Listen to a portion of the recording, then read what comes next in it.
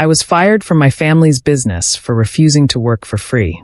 Now they're desperate for my help, but I had a plan they never saw coming. I'm 32, and I'm finally at peace with not feeling guilty about walking away from my family's endless string of bad decisions. But to explain how I got here, let me take you back a bit. My grandfather started a small chain of grocery stores in the 70s. It was his pride and joy, and for a while the business did well. When he passed, my dad and uncle took over, and things slowly started going downhill. They'd argue about money, waste it on unnecessary renovations, and hire random people they liked without checking if they were actually qualified. But none of that mattered because, to them, the business was the family legacy, and I was supposed to be proud of being part of it. From the time I was 13, I was roped into working there. Summers, weekends, even during holidays. "We all pitch in," they'd say, as if my cousin wasn't off screwing around with his friends while I was stocking shelves for hours. I wasn't paid either because family doesn't charge family. That was their favorite line anytime I brought it up. If I ever pushed back, my mom would hit me with, "Do you think we didn't make sacrifices for you?" So I stopped arguing and just did the work. Fast forward to my 20s, I graduated college and landed a decent job in logistics. It paid well, gave me a sense of independence, and for the first time, I felt like I was out of their shadow. But my dad wasn't having it. At every family gathering, he'd find a way to corner me. "You're wasting your potential," he'd say, like I was letting the family down by not working for them. "We need someone with your skill set. You could really make a difference." At first, I brushed it off, but the pressure kept building. Every time I visited, it was the same story. "Why don't you care about your family? Do you think we're going to just let everything your grandfather built fall apart?" They'd even drag my mom into it. She'd look at me with those big, disappointed eyes and say, "You'll regret not stepping up when it's too late." Eventually, I caved.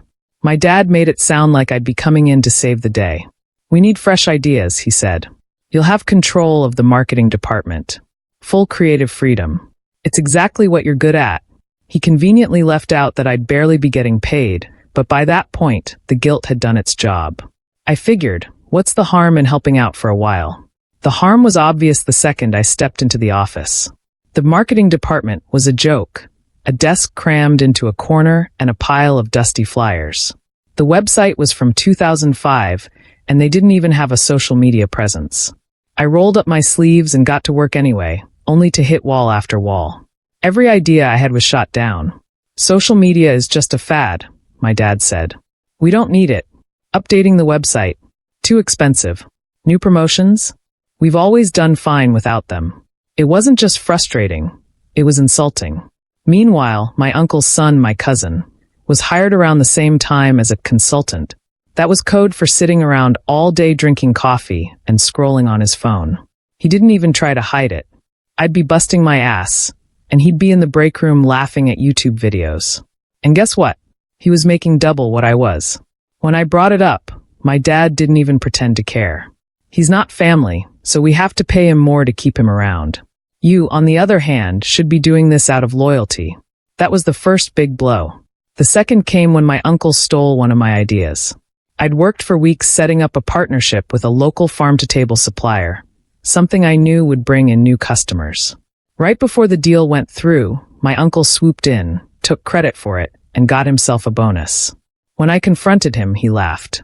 "We're all in this together," he said, like that somehow made it okay. My dad backed him up, of course. "Stop being petty.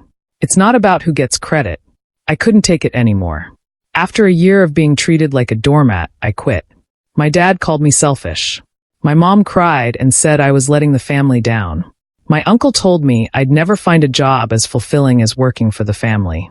But I walked away anyway. I found a new job at a competitor, and for the first time in years, I felt valued.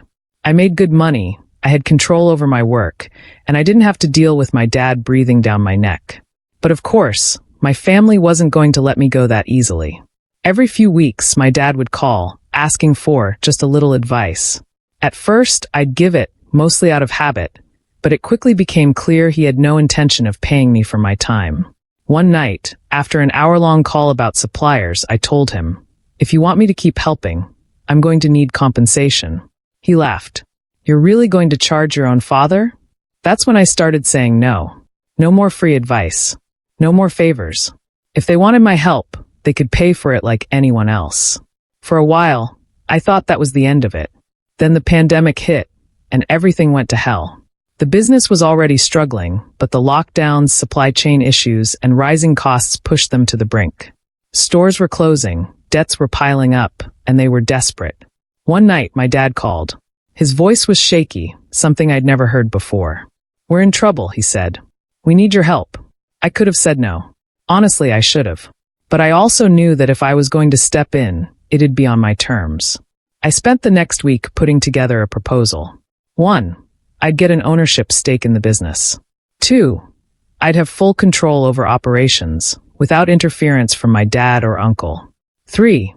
I'd be paid a proper salary, equal to the value I was bringing in. When I presented it, my dad looked like I'd slapped him across the face. "This is extortion," he said. My uncle called it ridiculous. My mom said I was tearing the family apart. I didn't budge. "You brought me into this," I said. "If you want my help, this is the cost. Take it or leave it." Then I left the room. It took them 3 days to come around. I'm guessing the mounting bills and empty stores did most of the convincing. They signed the agreement, though not without plenty of grumbling. My uncle tried to sneak in some edits to limit my authority, but I caught them and made him fix it. By the end, I was officially in charge, and the first thing I did was lay down the law. The business was bleeding money, and I wasn't about to let anyone stand in my way. My uncle lost his CFO title, which he'd clung to for years despite not having the first clue how to manage finances. My cousin, the so-called consultant, was fired on day 1. He showed up late to a meeting that morning, coffee in hand, and acted like nothing had changed. When I told him he was done, he had the audacity to say, "You can't do this. My dad will back me up." I just handed him his termination letter and told him to clear out his desk. From there, I got to work. The stores were outdated and poorly managed, so I streamlined everything. I cut unnecessary expenses, renegotiated supplier contracts, and revamped the branding. I launched a social media campaign that tripled our online traffic in a month. My dad hated every second of it. "We've been doing this for decades," he'd say. "Why fix what isn't broken?" I'd reply, "It is broken. That's why you're drowning in debt." He didn't like that, but he couldn't argue with the results. Meanwhile, the entitlement didn't stop. My uncle came to me one day with a suggestion. He wanted me to train his son, yes, the same cousin I'd fired, so he could eventually take over my role. I laughed out loud and said, "Why?" "So he can sit on his ass and let someone else do the work." My uncle wasn't amused. "You're being disrespectful," he said. "He's family." I shut him down right there. If he wants to work here, he can start from the bottom like I did. Otherwise, I'm not wasting my time. Then there was the time my mom tried to guilt me into donating part of my salary back to the business. "It would be a nice gesture," she said, as if I hadn't already sacrificed enough. "Grandpa would have wanted you to give back to the family." I told her. Grandpa also believed in paying people what they're worth. I'm not a charity. The worst was a board meeting where my uncle tried to pin the company's past failures on me. He said my reckless ideas, like the farm-to-table partnership he stole, were what nearly tanked the business. I let him rant, then calmly pulled out a stack of reports. I went over every initiative I'd introduced and showed how each one had increased revenue and cut costs. By the time I was done, the board was silent. My uncle didn't say a word for the rest of the meeting. Despite all the nonsense, I turned the business around. Within a year, we were back in the black, and the stores were doing better than they had in decades. My dad and uncle still found ways to complain, of course. My dad said I was too focused on numbers and not enough on tradition. My uncle accused me of being power-hungry. I ignored them both. I wasn't there to make them happy. I was there to fix what they'd broken. After about 18 months, I decided I'd had enough. The business was stable, and I'd proven my point. I announced my resignation during a family dinner, and the reaction was priceless. My dad looked like I'd just told him I was moving to Mars. "You can't leave," he said. "We need you." My uncle said, "After everything we've done for you, this is how you repay us?" My mom, of course, started crying. "The family needs you," she said. "You can't just abandon us." But I wasn't budging. I told them, "I came here to save the business, and I've done that. Now it's up to you to keep it going." My dad tried to convince me to stay by offering to double my salary. I turned him down. Money wasn't the issue. I just couldn't keep putting myself through their nonsense. Before I left, I sold my ownership stake back to the company at a significant profit. I also gave them a detailed roadmap for the next 5 years, outlining everything they needed to do to keep the business afloat. Whether they followed it or not was their problem. I still see them at family events, but the relationship's different now. They know I'm not their safety net anymore, and I've stopped feeling guilty about that.